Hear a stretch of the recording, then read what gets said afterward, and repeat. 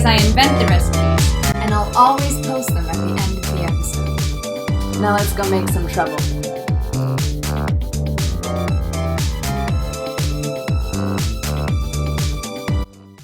When life gives you lemons, make frozen lemon cubes for the morning.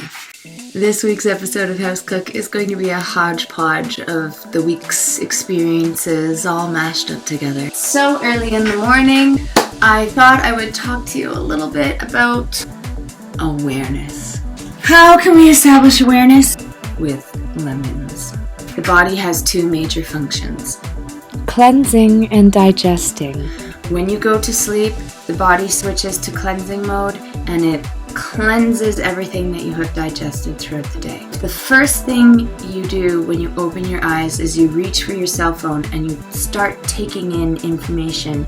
That is the first thing that your mental body is beginning to digest. So much information overload. So if you can get in the habit of sitting and crossing your legs, closing your eyes, and for 5 minutes, just start breathing in and out of your nose and being aware of what that breath feels like. Cold on the inhalation and warm on the exhalation. Breathe some space into it. Bring your mind back to this awareness for 5 minutes and then reach for the phone. And then hit the lemon water. Juice, freeze, boil some hot water, pop a frozen lemon cube in there, boom.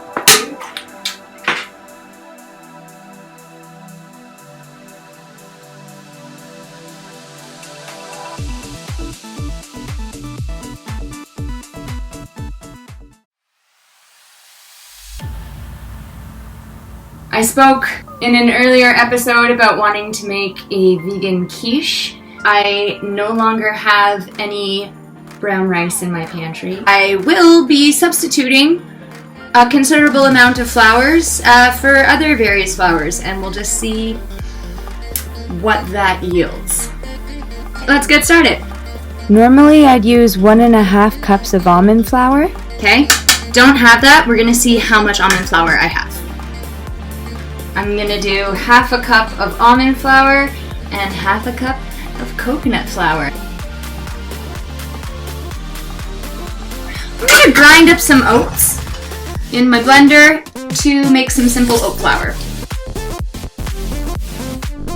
I'm gonna do 1/4 cup of oat flour.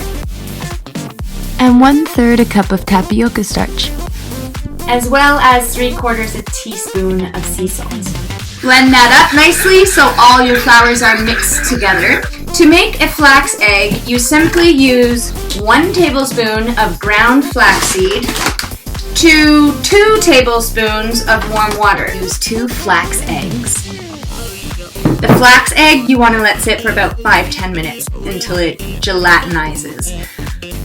Did I make that word up? I don't know. Add your flax eggs into the flours mixture. This is looking a little dry. The mushy sweet potato is going to make this pie crust the right consistency. I'm putting in 3/4 a cup. I'm going to bring that to a boil, mush it up, and add it to my pie crust mix. Check that out. That's looking like really decent pie crust. Some parchment paper, anything you got that resembles my grandma's old super heavy marble rolling pin. You can use a wine bottle, you can use an olive oil bottle that is round. Here's how we're gonna prep for the dough. Okay, we're gonna take the crust, I'm gonna put it on the parchment, I'm gonna fold the parchment over, and then I'm gonna roll this crust out. Here's a pan. I'm gonna get, again, a little bit experimental. I'm gonna use some pepperoncino garlic spicy oil.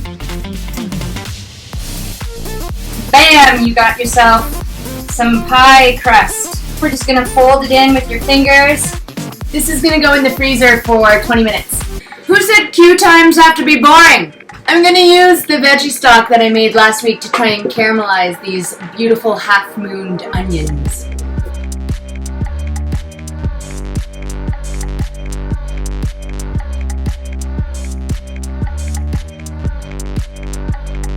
You're gonna start off with 1.5 cups of your veggie stock.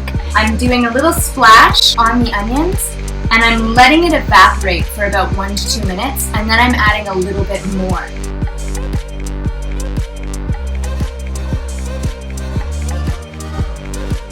Quiche time! 1 cup chickpea flour, 1/4 cup nutritional yeast, 1/2 teaspoon of baking powder. Add 1/2 teaspoon of ground turmeric and about 1 inch of a grated thumb of fresh turmeric.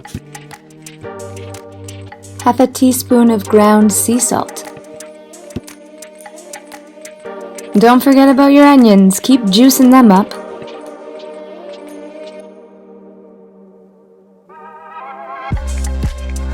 Throw any yummy tomato discards into your stock bag. And keep that broth a-flowing on the onions. Chop up some mushrooms. You can start to see their sugars. A good friend of mine once told me when you're making regular pie crust, the trick is to use cold or frozen butter. So I suppose us freezing the pie crust is our way of helping it bind together. Here's hoping. Cover it in foil and add pie weights. I have some dried beans, so I'm going to use those. I'm going to put it in there for 15 minutes at 400 degrees. Continue splashing them with your stock. So I've got some mushrooms sauteing with the onion. I'm going to get the egg equivalent part of the quiche ready to rock and roll. I'm going to take my dry flour mix that I made a little earlier. I am going to add in 1 cup of almond milk. Use a fork and mix it in nicely. I'm going to fold in the onions and mushrooms. Man, that smells good. I absolutely love dill, so I'm really looking forward to however this is going to taste. Just mixing in. Oh, it looks so pretty! It's not even baked yet. Mixing in the dill, mixing in the caramelized onions and the mushrooms. And we're going to pour it into the crust. I'm going to put the tomato on the top. Just eat the leftovers. I love some pumpkin seeds, some olive oil. In this case, it is a spicy hot pepper olive oil. I just like to very lightly drizzle, sprinkle. Smoked paprika gets into the olive oil and it turns it this super lovely rich color. Even though I'm doing it on top of the tomato, it might lose a little bit of the effect. But if you're doing it on something that is a different color, it gives it a beautiful polished finish. Olive oil and smoked paprika on top of everything. Okay, we're gonna put it in the oven. Bake at 350 for 35 minutes. Oh my gosh, staying hydrated. Yes. I'm trying to eat a little green digestion salad just to help my stomach break that food down more easily. I'm gonna whip up a super easy salad dressing. Oh, so delicious.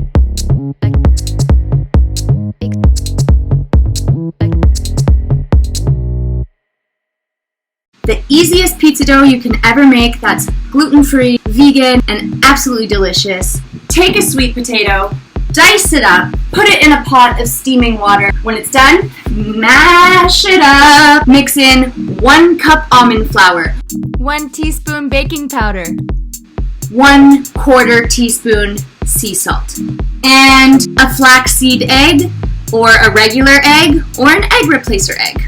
Mix that all together and roll it out on parchment. Put it in the oven at 375 and bake it for about 10 minutes. Take it out, load it up with whatever you want, bake it for 20 minutes. Salad jars, meals for the days ahead. Put the salad dressing at the bottom, stack it up with whatever veggies you like, put the greens on top, nice and raw.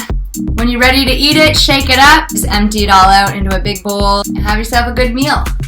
I promised you guys a recipe with caraway seeds. Super easy, fermented, probiotic, enzyme-rich cabbage salad with caraway and ginger. I'm gonna wash my hands. It's important that all of the tools, when you're preparing it, have been sanitized at boiling point. I'm gonna do a little bit of green and a little bit of purple. You need 3 or 4 big leaves down at the Copacabana. At the end, you're gonna make some little cabbage hammocks to seal in your jar. 4 cups in total of chopped up cabbage.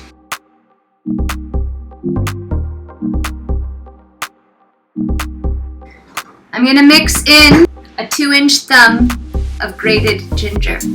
I'm gonna put in 1 teaspoon of caraway seeds.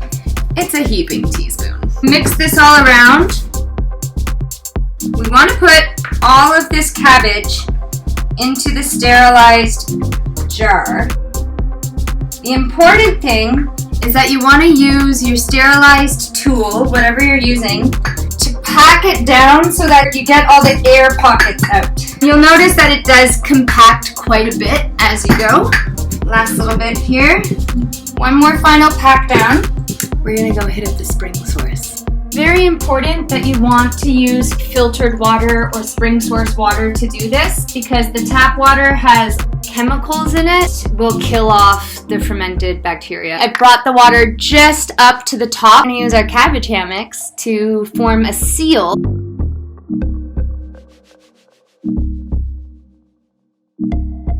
Seal it up.